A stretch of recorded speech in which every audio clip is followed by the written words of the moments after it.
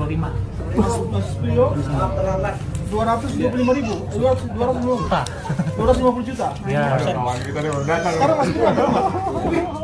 rumah sih alhamdulillah sih. Rumah sendiri, Pak. Sendiri ya. Iya, mapnya bener bang. Kembali berapa? Kembali kemarin udah 20-an juta lah. 20 juta. 20 juta. Dari 250 juta. Dari 225. Sekarang lu Uang itu dikelola sama Arab atau tidak? Apakah uang itu memang masuk ke rekening Arab dan nggak beralih atau nggak berpindah ke rekening yang lain? Itu pertanyaannya. Nah, kalau berpindah ke rekening Yusuf Mansur, Arab ini pasti nggak akan diam ya. Dia pasti akan bilang, saya ini cuma disuruh sama Yusuf Mansur untuk mengelola itu, dan itu tanahnya Yusuf Mansur katanya. Mungkin seperti itu.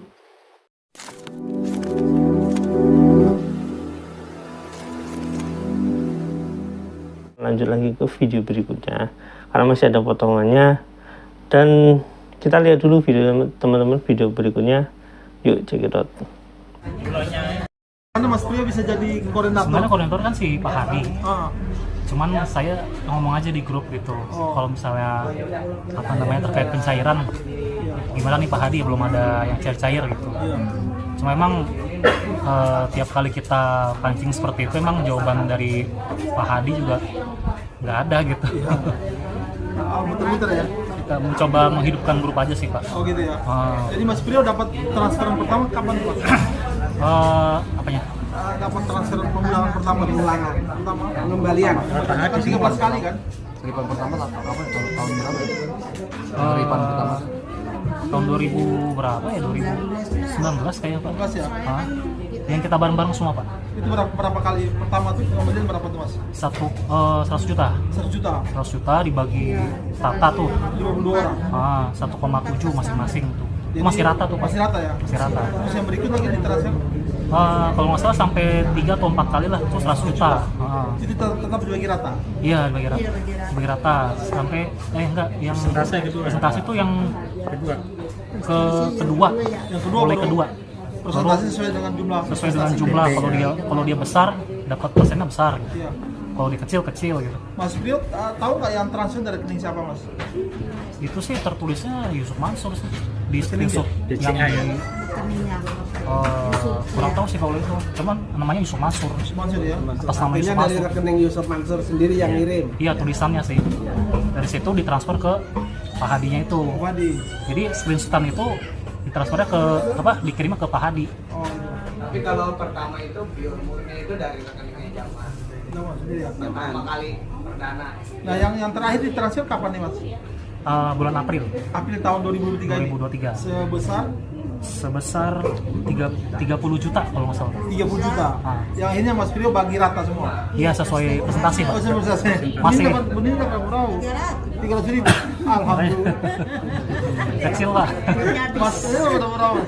Ya kurang lebih sama. 300.000 ya. Soalnya gede sama juga. Kalau saya 100, kalau ini 95. Masnya apa berapa investasinya? Ya kayak 100. 100 juta. Sekarang ada, tapi rumah ada sekarang. Emang masih ngontrak. Masih ngontrak. Masih ngontrak juga. Iya. Rencana kan harapannya dari situ.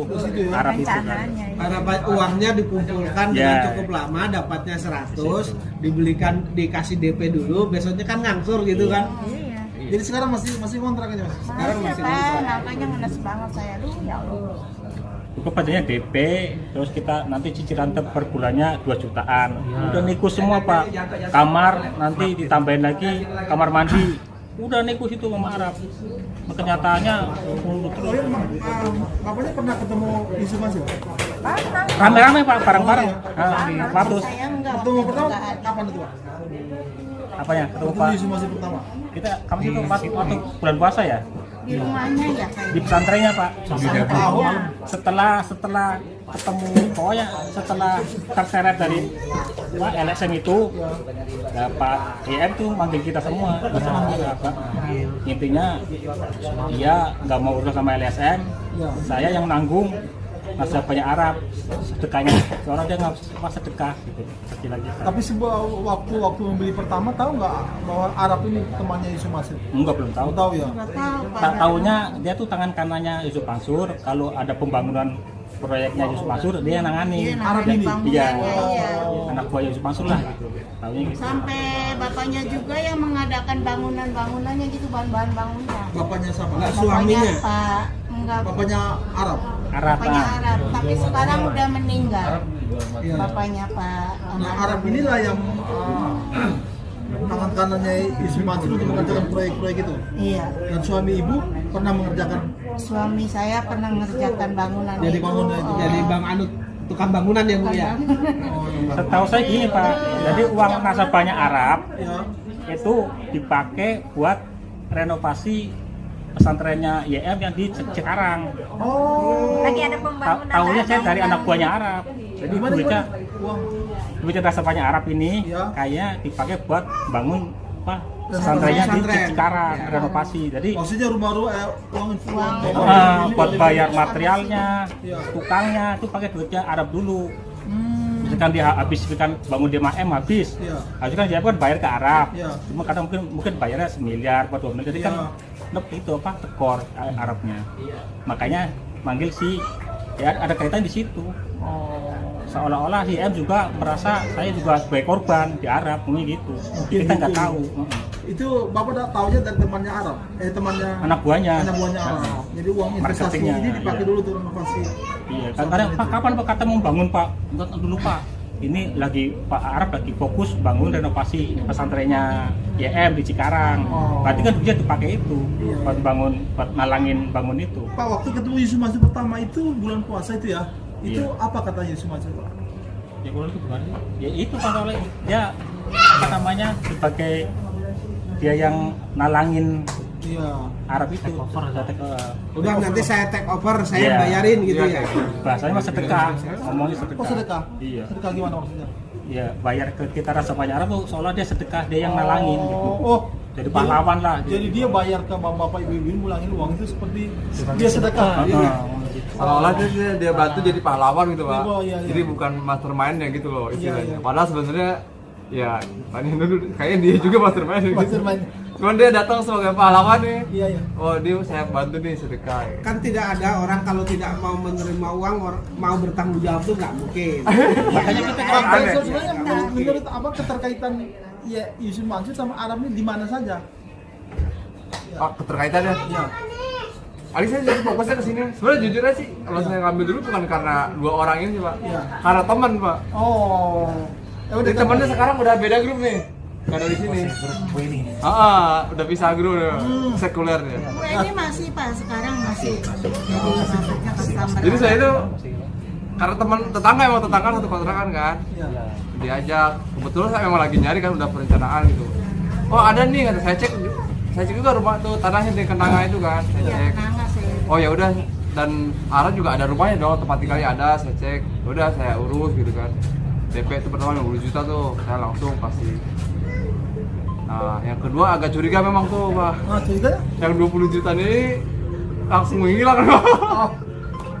Nah, setelah itu baru. Iya. Oh, saya nggak bandang YM nih, Pak.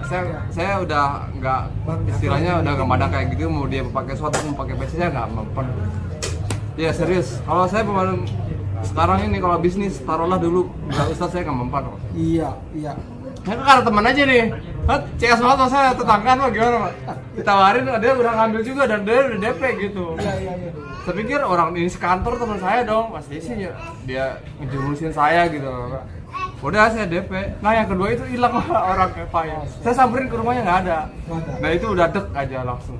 Iya, iya. Ternyata pas saya telusurin gitu semua, ini ternyata korbannya banyak Pak. Iya itu. Mas Prio investasi berapa? Enggak. 225 Mas Prio 225.000, 250 juta. ya. Kawan kita nih udah datang. Sekarang Mas Prio ada rumah? Rumah sih alhamdulillah sih ada. Rumah sendiri Pak. Sendiri ya. Iya mapnya bener Bang. Kembali berapa?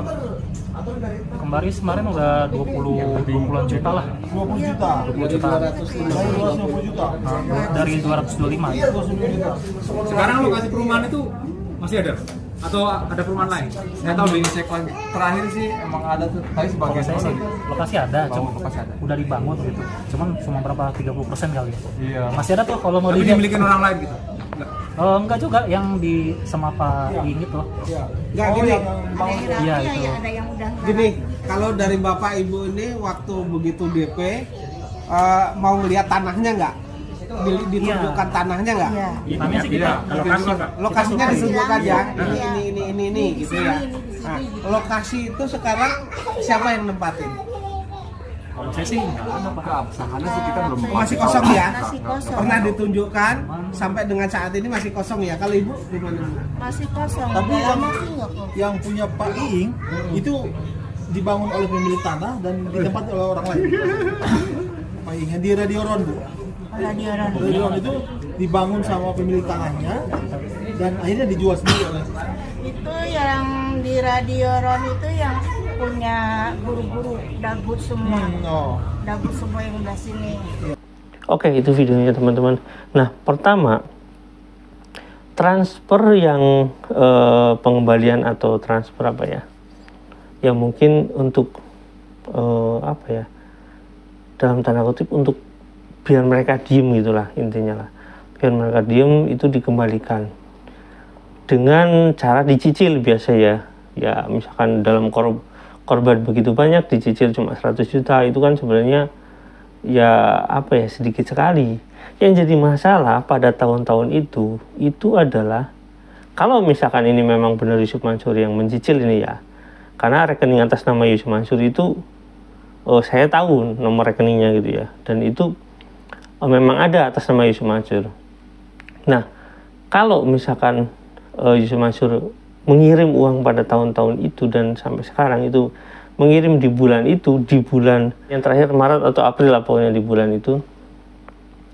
Jadi itu berdekatan dengan pada saat Yusuf Mansur melakukan penjualan ruko dari Paytren. Jadi ingat teman-teman ya, bulan Februari itu ada cicilan kepada karyawan Paytren itu dibayar sekali gitu ya, dan nggak dibayar lagi. Dan di bulan April Yusuf Mansur membayar teman-teman ini katanya Yusuf Mansur ya nomor rekeningnya, dan itu pernyataan dari orang tadi korbannya, bahwasanya ditransfer dari nomor rekening Yusuf Mansur kepada orang yang dipercaya di sana ya, terus ditunjukkan kepada mereka semua bahwasanya ini yang transfer Yusuf Mansur, seperti itu, ada screenshotnya. Nah, jadi di tahun itu, di bulan-bulan itu memang berdekatan dengan itu Yusuf Mansur kan menjual ruko dan kemudian mencicil sebagian sekali gitu untuk karyawannya, dan bulan April itu Yusuf Mansur membayarkan ini. Jadi kalau perhitungan seperti itu memang menurut saya Yusuf Mansur yang membayar gitu ya, kan berdekatan tuh ya. Nah, terus ini soal apa namanya, investasi atau ya investasi sebenarnya, kalau rumah investasi, tapi ini soal deposit pembayaran perumahan ini semacam perumahan syariah yang ada di Surabaya, teman-teman. Teman-teman bisa ingat kalau sebenarnya kasusnya itu mirip dengan perumahan yang ada di Surabaya. Cuma yang jadi masalah di Surabaya itu katanya ya Yusuf Mansur cuma diambil namanya aja. Dan sebenarnya kasus deposit itu ya, kasus DP untuk perumahan syariah ini bukan cuma Yusuf Mansur, sebenarnya ini dikopi oleh pengusaha banyak sekali, termasuk ya saya nggak tahu, mungkin di kasus ini juga sama kopiannya gitu. Atas dasar syariah, atas dasar perumahan syariah, misalkan orang ini tidak menggunakan regulasi yang benar gitu ya. Padahal kan sebenarnya perumahan syariah itu ada apa ya? Kalau misalkan rujukannya itu ada, misalkan menggunakan bank mana, misalkan bank syariah apa, akadnya bagaimana, dan perhitungan deposit DP-nya seperti apa, sudah ada sebenarnya, pemerintah sudah menyediakan. Tapi ada perusahaan-perusahaan yang bukan perusahaan sebenarnya, orang-orang ya, lebih tepat orang-orang yang melakukan kejahatan atas nama syariah, misalkan seperti ini.